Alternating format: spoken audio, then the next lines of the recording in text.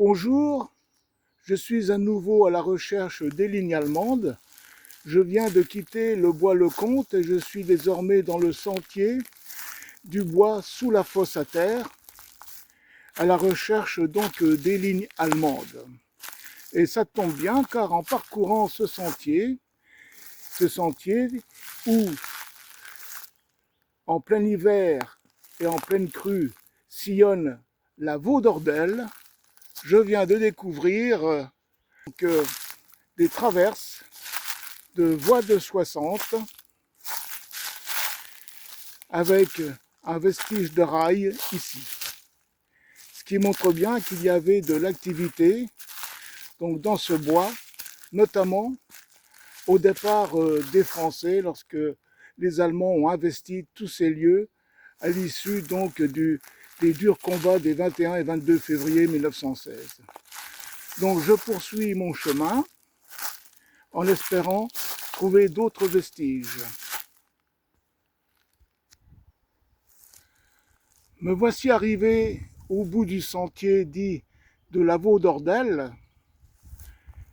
qui continue son parcours le long ici. Vous voyez cette lisière à ma droite qui est tout simplement la lisière nord, la fin de la lisière nord du bois Lecomte, où à l'extrémité se trouvent donc les lignes allemandes. Donc ce chemin débouche bien sur un glacis que vous avez, un glacis montant. Et là maintenant, je vous montre le début du bois Le Chooli, où se trouvaient donc les premières lignes françaises, notamment la 10e compagnie, commandée par le capitaine Vigneron, au matin du 21 février 1916.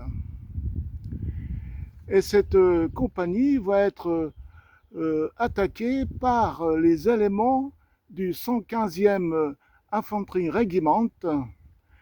Voilà, très tôt,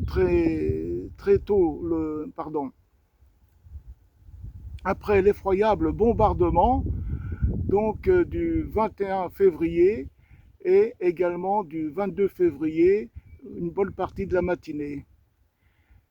Et dans le fond, on ne peut pas voir le village de Ville-devant-Chaumont, mais c'est bien sûr à la fin du bois Lecomte qu'on peut l'apercevoir. D'ailleurs, on voit, si on distingue bien ici, une maison. Voilà, le toit d'une maison ou d'une ferme, donc qui se profile à l'arrière-plan. Continuons le périple.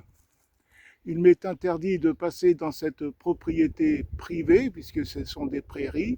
Alors je vais essayer de trouver un chemin pour gravir cette pente.